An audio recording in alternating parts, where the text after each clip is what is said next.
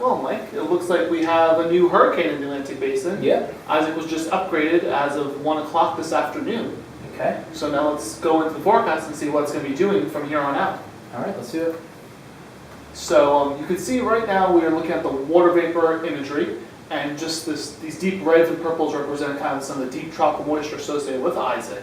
Okay. You see in the last couple of frames, it's really been kind of building, especially to the south side of the storm, and that probably has a lot to do with why the National Hurricane Center upgraded Isaac to a hurricane with this advisory. Yeah, absolutely. I mean, it looks like we're getting a much better outflow. You can really see it in the upper levels here on the south side of the storm. But as we look to the north here, there was this area of dry air, these dark colors and even some oranges. And as we're getting wrapped into the center of the circulation, really inhibiting development. But it looks like we're starting to get a little bit of better outflow going on there. So it's probably why we're getting the strengthening we're seeing right now. Definitely, and it could even strengthen a little bit more. Still has 12 hours to landfall, so we'll see what happens. Okay. Here we're looking at the visible satellite imagery. This just shows us kind of the same stuff, but in a little bit better detail. Mm-hmm. And we can kind of see kind of the center circulation right there, and maybe a little bit of a ragged eyewall beginning to form, do you think? Yeah, it could be a little bit. I'm starting to see that deep convection just wrap around here on the southern side, maybe to the north. So, yeah, I mean, it looks like it's starting to get its act together. And like you said too, the good outflow, you can see the good clockwise circulation all around the system. Mm-hmm. So it's probably good ventilation, and probably what aid in it is just a little more strengthening in the next 12 hours or so. All right. This is just the current surface analysis that we have here. Mm-hmm. So we have the storm centered right here, and it's going to be moving kind of in the weakness, kind of west, northwest, or northwest to weakness in this ridge of high pressure. Mm-hmm. And that should probably take it into southeast Louisiana, just to the west of New Orleans, in about 12 hours or so. So maybe by about midnight or 2 o'clock in the morning tonight, we should have a landfalling hurricane. Okay. Yeah, and by landfall, I mean, what do we think here as far as the strength on it? I mean, we've got 75 miles an hour right now. I see no reason why it couldn't gradually strengthen at least a little bit, maybe up to 85 miles per hour or so, Okay. somewhere in that vicinity, but not too much stronger than that. All right. Currently, we're looking at just the shear here. You see right here we have about 5 knots of shear with this kind of inner yellow contour, about 10 knots here. Mm-hmm. And that's pretty low. Usually the systems likes to see about 10, 12 knots or lower, so we're in a pretty favorable environment in terms of strengthening. So that's another reason why Isaac was probably upgraded to hurricane with this advisory. Okay. We also see here, though, we do see a little bit of the dry air kind of working in, but hopefully the storm is going to kind of building that convection to the north of it, so we're going to try to impede it. So it's going to be kind of a battle between dry air and warm water and low shear for the next 12 hours or so. Yeah, and that's been the problem with the hurricane, or the tropical storm into a hurricane all along. It's been dry air just to the north of it, and all quadrants of it as it was developing. So now we're seeing that erode, so we're starting to see that strengthening occur. Definitely, and we'll continue to see it for at least a little bit longer. Mm-hmm. These are just some of the tracks, or the ensemble guidance that we call it. Each one of these lines represents a different model where it takes it in to the Gulf Coast. You see during the first 12 to 24 hours, we see we have pretty good agreement. They're very tightly clustered lines all the way up until landfall. Mm-hmm. And that's in about 12 hours or so. Mm-hmm. After that, however, look at the huge spread we have. Mm-hmm. This is about, we have some of the most westernmost taking up into Texas, Oklahoma, some of the easternmost taking up into kind of the Tennessee River Valley.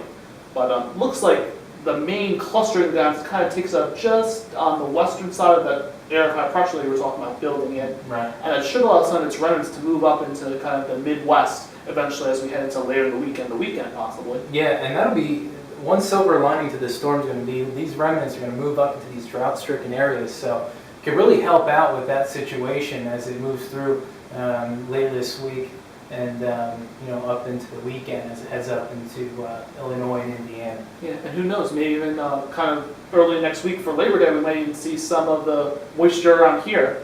Yeah, it could possibly get that far up here. If this high remains built here, it could very well go around the western edge of it and get into New Jersey, Pennsylvania, so long as we don't get a little push from the north there to kind of suppress it south. So yeah, but we still have plenty of time to watch that as it's still a few days out. Yeah. So definitely something we'll be keeping our eyes on. This is just the track map put up by the National Hurricane Center, and you can see it kind of goes along very well with the kind of different models, and kind of takes the central point right through it. Mm-hmm. So you can see here we have about a hurricane landfall, what the H stands for, about in the middle of tonight, and then it works slowly up to the north and northwest through Thursday, Friday, but this is moving very slowly, so that's another reason why we're going to have so much rainfall in this. Sure.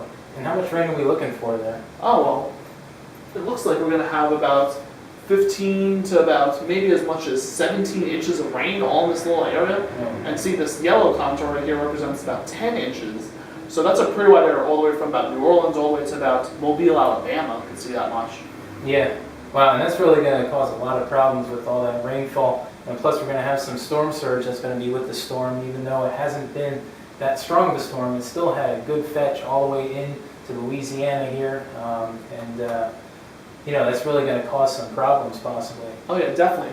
And speaking of storm surge, we happen to have a map right up here. And this basically shows confidence intervals of exceeding at least 6 feet of storm surge. So you can see right now we have about 60 to about 70% chance of seeing at least 6 feet of storm surge. And again, that's right just to the east of New Orleans and right to the west of Gulfport, Mississippi, where the right front quadrant of the storm is supposed to come ashore. So, you know, it looks like this is going to be the first test New Orleans really has for the new levee system since Katrina back in 2005. Yeah, now how does this storm surge match up with Katrina's storm surge? I mean, obviously, Katrina was such a strong storm. Yeah, how does this match up? Well, you know, Katrina, like you said, was Category 5 hurricane for a long time, pretty big storm. When it came into New Orleans, it had about a 12 to 15 foot storm surge in the city itself, but over here in Gulfport and right around there, it produced storm surge 25 to 30 feet, so that was pretty record-breaking. Isaac, luckily, has been weaker throughout most of his life cycle, so it doesn't have enough energy to make anywhere near that kind of storm surge. We're thinking right now about 6 to 10 feet, maybe 12 foot maximum, but you know, not as high as Katrina, but still nothing to take lightly. Okay. So that about does it, I think. Yeah, I think so. Thanks for joining us for a tropical weather discussion on Hurricane Isaac, and be sure to keep checking back to our website and look out for the latest blogs we have, because a lot of new information is going to become available as the storm moves ashore kind of later tonight. Yeah, absolutely, and always come back to Facebook and be free to post your comments and things like that, and we'll be glad to respond. Okay. Thanks a lot.